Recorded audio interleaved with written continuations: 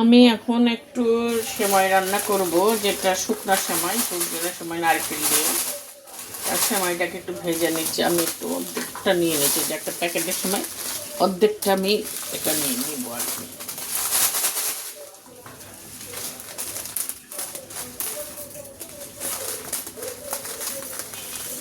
আমি এটাকে থাকা অবস্থাতেই এটাকে ঝুরঝুরা করে নিয়েছি, ভেঙে নিয়েছি।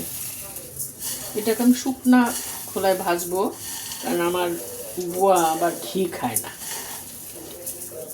আমরা অন্য সময় আবার একটু রান্না করব, দুধ সময় উনি দুধ খায় না, ঘি খায় না। ভাবলাম যে বুয়ার জন্যই একটু রান্না করি, আমরাও খাই। ঝুরঝুরার সময় ঘি ছাড়াই রান্না করি, গুড় দিয়ে রান্না করব। সে অনুযায়ী গুড়টাকেও আমি জাল দিচ্ছি।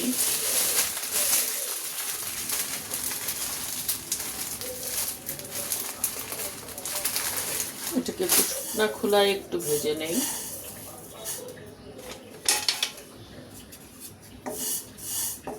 চূড়াটা হালকা করে দেওয়া আছে যাতে পুড়ে না যায়। আমি এভাবে একটু ভেজে নেই। আমি মাহমুদা ব্লগস থেকে আঞ্চলিকান ছবি আপনাদের সেমাই দেখাচ্ছি। আমি এখানে নারকেল কুড়ে নিয়েছি, এখানে হাফ মালা নারকেল আছে, আর কাঠবাদাম, পেস্তা বাদাম এগুলি তো আছেই।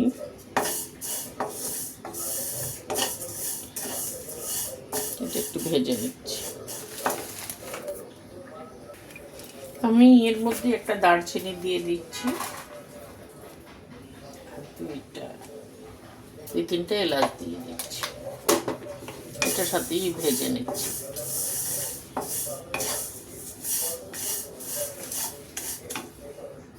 সেমাইটা ভাজা হয়ে গেছে, এখন আমি গুড়টা এর মধ্যে দিয়ে দিব।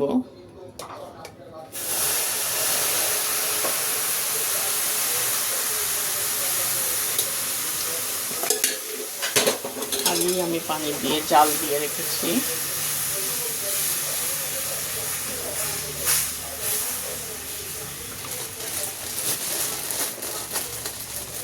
কিশমিশ দিয়ে দিচ্ছি।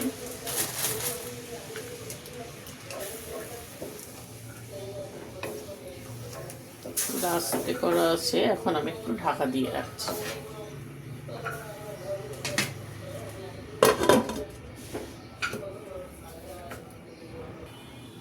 এখন আমি এটা একটু দেখি কি অবস্থা, একটু নেড়ে দেই।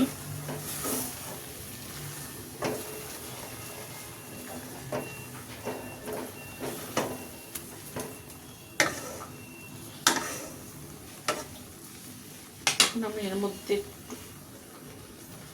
নারকেল কুচি দিয়ে দিচ্ছি।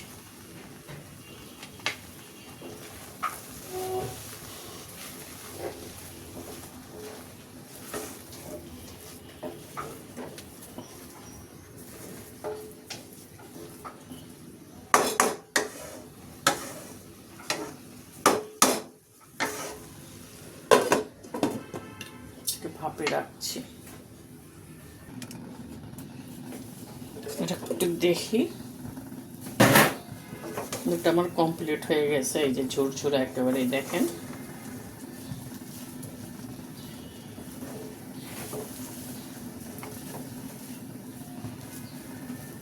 এখন আমি এর মধ্যে একটু পেস্তা বাদাম ছড়িয়ে দিচ্ছি।